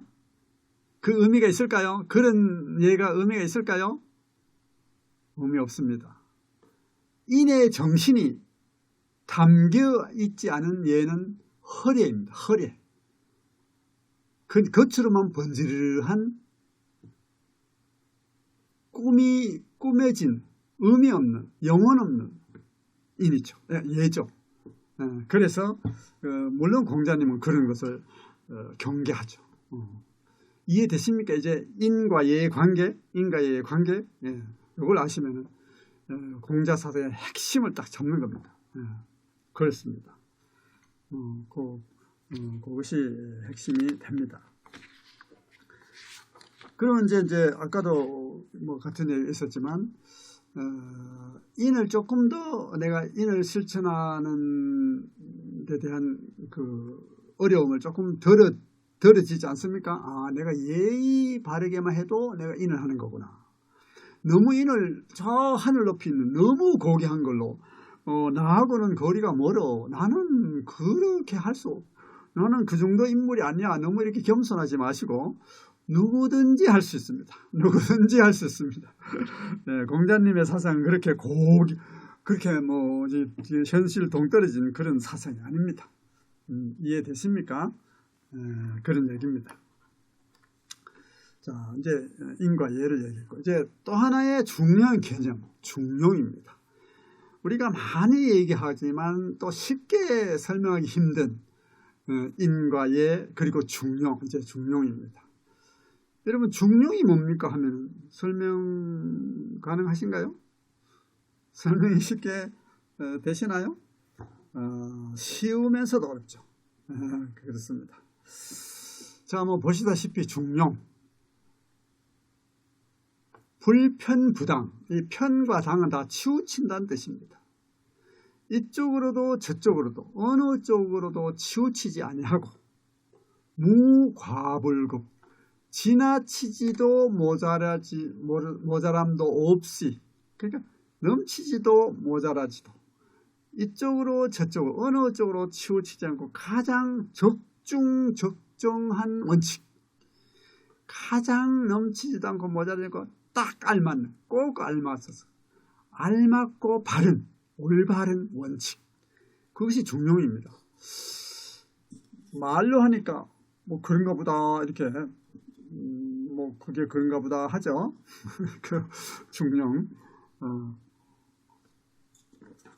자, 중용의 원칙으로 살아가기가 쉬울까요, 어려울까요? 대단히 어렵습니다. 대단히 어렵습니다. 제가 생각할 때 거의 특히 오늘날 우리 사회는 거의 없다고 감히 말씀드려요. 그런 분이 있을까? 없지 않을까? 저는 그렇게 생각합니다. 대단히 어렵습니다. 물론 그렇다고 우리가 남의 얘기라고 생각하시면 안 됩니다. 그런 뜻은 아닙니다. 우리가 지향해야 될 지향점입니다. 그러면 중용과 우리가 저런 얘기를 하죠. 왼쪽 오른쪽 좌우 중간에 있는 게 중용이야? 중용입니까? 중간에 있으면 중용입니까? 아닙니다. 자, 거기에 밑에 참고라고 제가 뭘 하나 적어놨는데, 우리가 절축이란 말, 타협이란 말을 합니다. 자, 절충과 타협 중용일까요? 중용이 아닙니다. 요즘 우리 사회는 절충과 타협은 있습니다. 있을 수 있습니다. 또 때로는 필요합니다. 인정합니다. 우리가 최고의 중용만을 할 수 있습니까? 차차선도 할 수 있습니다. 좋습니다. 다만 우리가 바르게 알아야 된다. 절충 타협은 뭡니까? 대립되는 견해와 입장 사이에서 졸렬히 조화를 추구하는 거죠.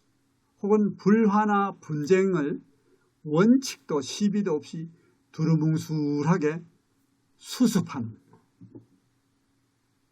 그런 게 절충타협입니다. 그러나 이것은 절대로 중용이 아니라는 것. 중간에 있다고 중용이 아니라는 것. 반드시 원칙이 있어야 됩니다. 기준이 있어야 됩니다. 중용의 기본 원칙과 기준이 뭘까요? 제가 위에 있죠. 인과 예입니다. 인에 부합해야 됩니다. 예의 형식에 맞아야 되죠. 인과 예와 어우러졌을 때 비로소 중용이 될 수 있는 거지, 적당히 그냥 이렇게 타협하고 절충하는 건 중용이 되지 못합니다. 반드시 기본 저 원칙에 맞아야 된다. 이거죠. 이제 중용에 대한 이해가 좀 되셨나요? 예를 들어서 저런 게 있죠. 예를 들어서 의리라는 것도 중요한 덕목이죠. 그죠? 의리, 인간 사이에 의리, 신이라고 합시다. 신이 중요한 덕목입니다. 인의 정신이 신이라는 것의 개념에 들어 있습니다. 인의 정신, 그렇죠? 사람 사이에 사랑하는 마음, 그런 마음이 없으면 신의를 지킬 필요가 없죠. 그러니까 신이라는 건 분명히 인의 정신이 되어 있을 수 있습니다. 그러나 이런 게 있죠. 악당의 세계, 악당이라고 합시다. 일단 악당의 세계에 엄청난 의리가 있습니다. 신의가 있습니다. 그들의 세계에는 어떻게 보면 일반 사람들보다 더 강력한 신의를 신의가 중시되고 있습니다. 자, 그들의 신의, 이게 중용의 개념이고 인의 정신이 들어있는 개념이라고 할 수 있을까요? 그건 아닙니다. 제가 지금 중용의 원칙과 기준을 설명드리면서 여러분의 이해를 돕기 위해서 지금 악당의 신의를 말씀드립니다. 그래서 적당히 좌우가 적당히 타협해가 나눠 먹게 하고, 그건 뭡니까? 욕심을 채우는데 욕심을 나눠 먹는 거죠. 그건 아닙니다. 대의를 위해서, 고귀한 인의 실현을 위해서, 나를 버리고 모두를 위해서 더불어 융화하는, 거기에 가장 적중하고 적정한 원칙을 따르는 것이 중용입니다. 그래서 중용은 이제 밑에 보시면은 중용은 뭐냐? 인을 표현하고 실천하는 원칙이다, 이 말입니다. 자, 예라는 것은 아까 제가 인의 표현 및 실천 형식이라고 했죠. 형식은 뭐고 원칙은 뭐냐? 조금 이렇게 감이 안 오시나요? 그러실 수 있습니다. 제가 설명드리죠. 자, 인이란 개념이 있습니다. 사상, 공자사 핵심은 인입니다. 이 인을 어떤 형식으로? 예의 형식으로, 방식으로 표현을 하는데, 실천하는데, 표현하고 실천할 때 중용의 원칙이 가미되어야 된다. 중용의 원칙을 준수해야 된다, 이 말. 무슨 얘기냐? 이것도 설명이 필요하죠. 제가 예를 행하는데 지나치게 막 너무 넘치게 막 화려하게 예를 막 행하는 거예요. 이건 중용의 원칙에 어긋납니다. 이해되십니까? 중용의 원칙에 어긋나는 겁니다. 이거는 인의 정신이 희석되게 됩니다. 그래서 예의 형식으로 하되 중용의 원칙을 지켜야 된다. 적절해야 된다, 이 말이에요. 적절히, 알맞게, 예도 알맞게. 우리 흔히 한 말에 과공은 비례다. 지나친 공소는 예가 아니다. 뭐 아첨일 수 있죠. 아첨 내지는 뭐 여러 가지 이렇게 되는데 바로 그런 거죠. 중용이라는 이제 개념 이해되시나요? 원칙 이해되시나요? 이제 이 세 요소입니다. 공자사상의 3요소입니다. 그 핵심은 인이지만 이 인을 떠받치는 건 예와 중용입니다.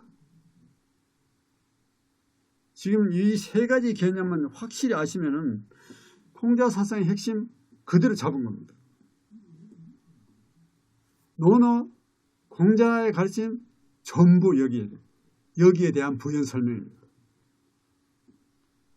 이렇게 이제 접근을 하셔야 바로 깊이 읽을 수가 있다, 이 말입니다.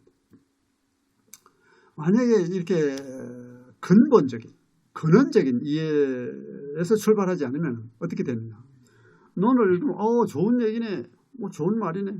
그렇죠, 좋은 말입니다. 좋은 말이 많죠. 요즘 여러분 전화기로 많은 그런 날라오는 좋은 말들이 있죠. 누군가가 보내오는 좋은 말들. 그거 하나 보는 거나. 보면서 좋은 말이네. 누가 참 멋진 말을 했네. 그걸로 끝이죠. 거기서 여러분의 인생의 변화가 왔습니까? 그겁니다. 그걸로 끝입니다. 그래서 논어란 이 텍스트를 이렇게 체계적으로 바르고 깊이 독파를 하시면, 아까 정자가 그랬죠. 논어를 읽기 전에 이런 사람이었는데 논어 읽은 뒤에도 또 그렇다. 그럼 논어 안 읽는 거는 마찬가지다. 그랬었죠. 바로 읽으면 제가 바뀝니다. 사람이 바뀝니다. 세상을 다시 보게 됩니다. 눈에 빛이 나겠죠. 그렇게 됩니다. 저는 그런 경험, 저도 저 스스로도 변화가 많이 됐지만 제가 학생들 이렇게 한 학기 두 학기 해보면은 본인들이 실토를 합니다. 이렇게 합니다. 고백을 합니다. 처음에는 다가오기 힘들어하죠. 어려운데 노노 들을까 말까 고민하죠. 고민하다가 어떻게 이렇게 자의반 다의반 이렇게 한 학기 들으면 생각이 바뀝니다. 그 다음부터는 매번 이제 고정 강의 찾아다니죠. 이제 이런 경험을 저는 많이 했습니다. 그래서 조금은 어려운 사실입니다. 뭐 소설책처럼 쉬울 수는 없습니다. 인생이 그런 거 아닙니까? 조금 어려울 수 있습니다. 그건 뭐 우리가 인정하고 또 각오해야 되죠. 그 고귀한 이 철학, 이런 인생의 이치를 공부하는데 약간 어려울 수 있습니다. 그러나 정복 못할 것은 절대 아닙니다. 충분히 정복 가능합니다. 제가 볼 때는 너무 어려워하지 마시라 이 말씀입니다. 자, 일단 논어에 보면은 이 얘기가 있는데 뭐 요건 그냥 별 얘기 아니까 과유불급이라는 저 원문이 있죠. 과유불급이라는 단어가 여기 나오는데 우리가 흔히 과 지나치다, 불급 미치지 못한다, 모자란다, 유 같을 유자. 그래서 지나친 것은 모자란 것과 같다 이렇게 많이 이해하시죠. 저는 그것은 조금 부족하다고 생각합니다. 그렇게 이해하는 것은 같다 그러면 뭔가 같아서 어쩌라고, 같다 뭐 어쩌라고 이렇게 되는 거죠. 핵심이 빠져 있어요. 둘 다 안 좋다 이 말이에요. 지나친 것은 모자란 것과 마찬가지로 좋지 않다. 좋지 않다는 얘기입니다. 나쁘다는 얘기입니다. 그게 빠져 있습니다. 근데 의미상 들어 있습니다. 그걸 글자에는 없지만 글귀 안에 함축되어 있습니다. 그래서 그건 좋지 않다는 뜻입니다. 지금 뭐가 좋다는 얘기입니까? 뭐가 좋다는 얘기죠? 과도 안 좋고 불급도 안 좋고 그럼 뭐가 좋아? 중용이 좋다는 얘기죠. 중용이 최고란 얘기입니다. 최고는 중용이란 얘기입니다. 근데 제가 아까 그렇게 말씀드렸죠. 중용 아무나 할 수 있는 게 아닙니다. 아무나 못합니다. 그런데 보통 우리 같은 사람은 뭘 합니까? 중용은 못하고 과하거나 불급하거나 둘 중에 하나를 하게 됩니다.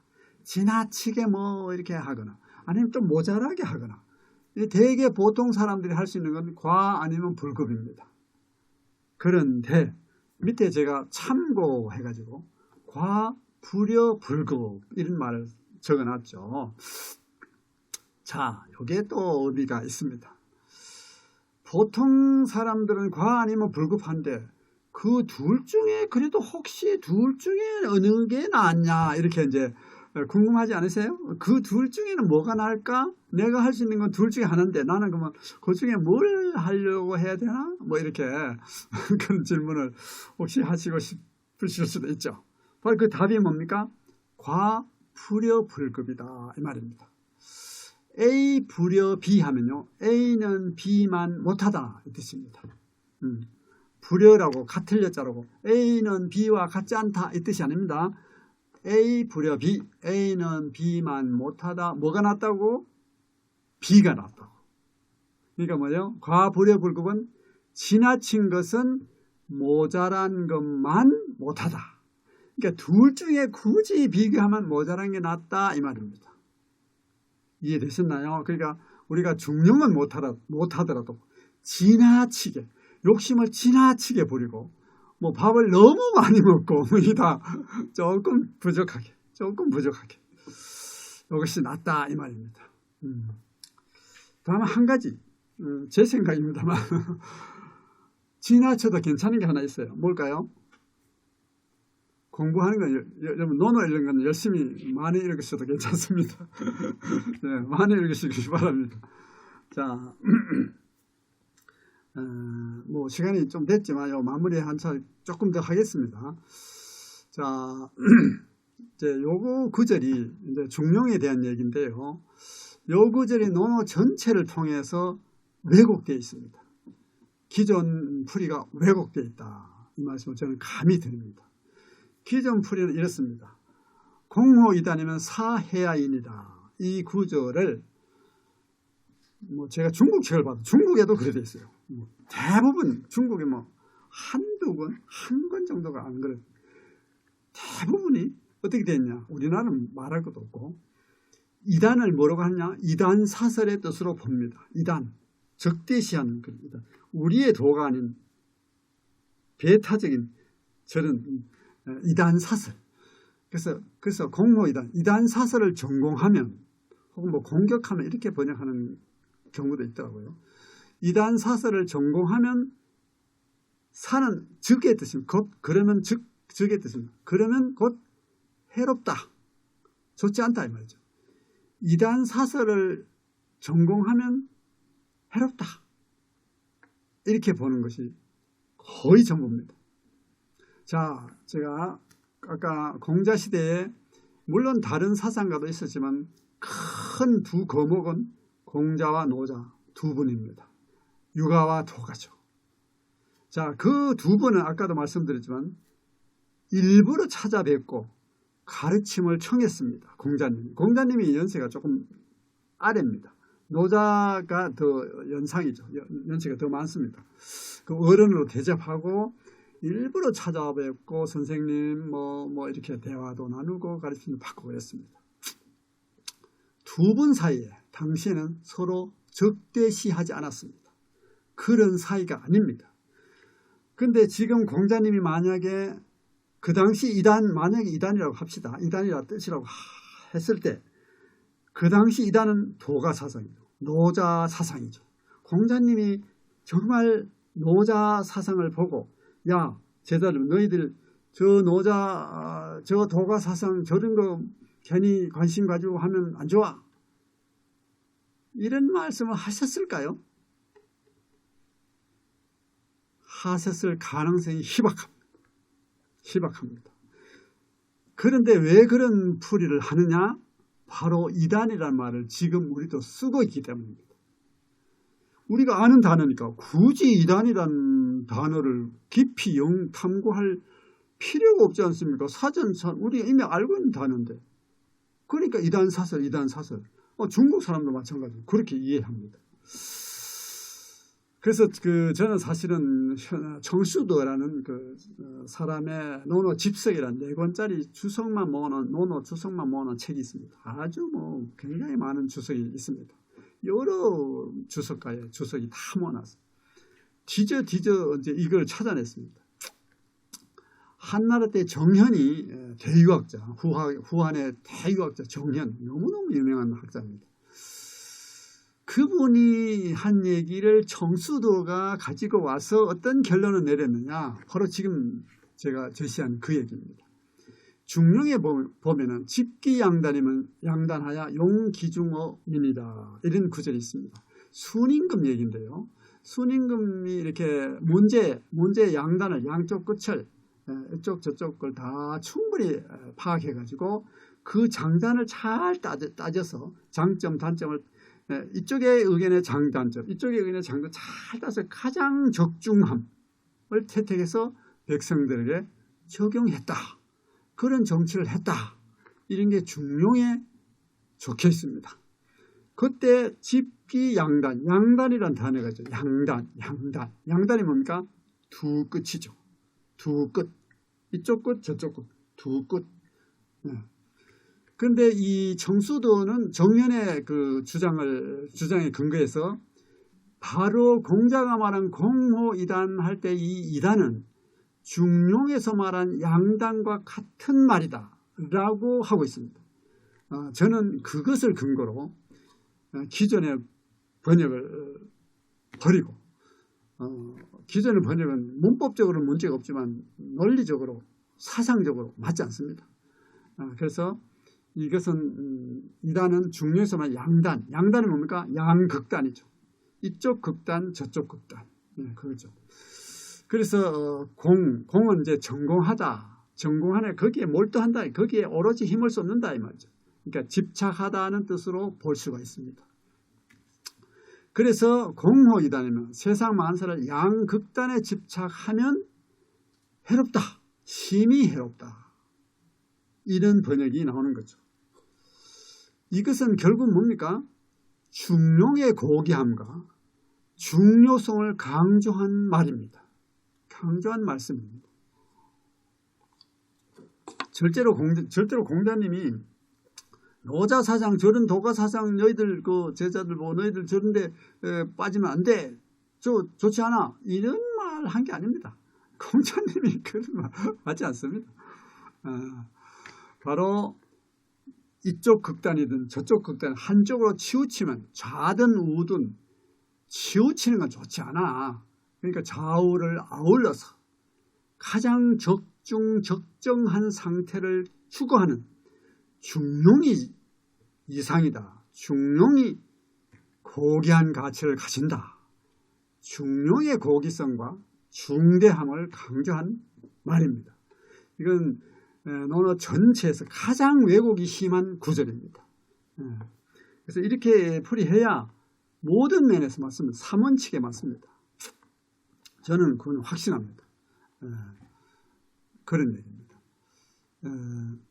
이제 일단 이제 그 논어의 핵심인 예, 중용 이 3요소 딱 관계를 이제 정리가 되셨을 줄 믿겠습니다.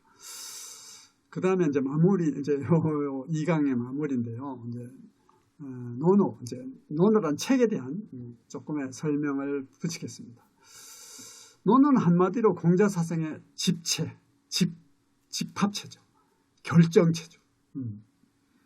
그래서 논어는 철저히 사람에 대한 사랑과 사람으로서의 도리와 본분 이것을 바탕으로 하면서 우리가 보다 사람답게 살 수 있는 길을 일깨우고 있습니다. 공자사상의 진수 우리가 흔히 유교 하면 또 뭐죠? 구속, 의례, 구속, 속박, 무슨 규범 뭐 이렇게 좀 부정적인 인식이 우리가 팽배한데 그건 후세에 변질된 겁니다. 후세의 통치자들, 후세의 기득권자들 그들의 권익을 지키기 위해서 통치의 방편, 통치를 용이하게 하기 위해서 그렇게 우리를 세뇌시킨 거예요. 우리를 그렇게 그걸로 옥죄인 거죠. 공자님을 등에 업고 공자님의 사상은 그게 아닙니다. 절대로 아닙니다. 공자의 사상은 뭡니까? 사람을 사랑하는 인본주의다. 이걸 분명히 아셔야 됩니다. 앞에서 우리가 핵심 개념을 봤지만 거기에 그런 사람을 옥죄기 위한 없습니다. 사람을 살리기 위한 사람을 사람답게 살게 하기 위한 고민의 결정체입니다. 절대로 그런 사상이 없습니다. 저는 분명히 제가 논어를 공부하고 연구한 결과는 절대 그게 아니었습니다. 우리가 아는 것은 변질된 것이다. 저는 그렇게 생각합니다. 그래서 오늘날 우리 대립과 갈등 심하지 않습니까? 뜻이 있고 생각이 있으신 분들은 우리의 미래를 걱정하고 계시지 않나요? 그럴 정도로 이 대립과 갈등이 심합니다. 좀 안타깝습니다. 이게 우리 사회 현실입니다. 그래서 여기서 우리가 사람에 대한 사랑과 도리를 일깨우는 이 공자의 그리고 논어의 가르침이 우리에게 촛불이 되고 등대가 될 것이다. 저는 이제 굳게 믿고 이제 이 강의를 통해서 여러분들에게 이제 그 가르침을 이제 전해 드리려고 합니다. 끝에 이제 있는 것은 제가 논어를 연구하고 책을 쓰고 하고 탁 떠오르는 마지막 한마디. 저는 논어책에 논어뿐만 아니라 저는 고전을 번역하고 이 머리말을 쓰게 되는데 머리말은 책 제일 머리에 있지만 사실은 제일 늦게 쓰는 글입니다. 모든 책을 다 쓰고 제일 끝에 머리말을 쓰게 됩니다. 그럴 때 저는 머리말에 제목을 붙입니다. 그냥 머리말 이렇게 하지 않고 머리말에 제목을 붙이는데 그것은 제가 그 어떤 고전을 완전히 번역을 다 하고 책을 다 쓴 후에 그 책의 그 가르침을 한 문장으로 만든 게 머리말의 제목입니다. 그래서 이것은 사실 그겁니다. 제 논어책의 머릿말 제목입니다. 머릿말 제목에는 사람을 사랑하는 마음이 넘치는 아름다운 세상을 꿈꾸며라는 제목을 붙였죠. 그런데 여기서는 제가 논어의 덕후 결론은 공자는 성인 공자는 바로 이런 세상을 꿈꿨다 라고 저는 이제 마음으로 느꼈고 마음에 새기고 있습니다. 그래서 그런 마음을, 그런 가르침을 여러분들에게 잘 전달해 드려야 될 텐데 잘 모르겠습니다. 최선은 다하겠지만 여러분 얼마나 감동을 받으실지. 사실은 우리가 공부를 머리로 많이 하는데요, 공부는 머리로 하는 게 아닙니다. 머리에서 우리는 사실 머리로 하는 공부만 하고 있습니다. 그게 안타깝습니다. 쉽게 말하면 머리 싸움 하고 있습니다. 머리 싸움. 사실은 공부는 머리로 하지만 결국은 마음으로 내려와서 마음의 울림이 있어야 됩니다. 감동이 있어야 됩니다. 그럴 때 비로소 사람이 변하게 되고 그 사람의 인생이 바뀌게 됩니다. 그렇다면 이렇게 바르고 깊게 다가가야 된다. 조금 어려운 시도일 수 있지만 두려워하지 마시라. 저는 이제 그 말씀을 드리고 싶습니다. 오늘 강의는 여기까지 하는 걸로 하겠습니다. 감사합니다.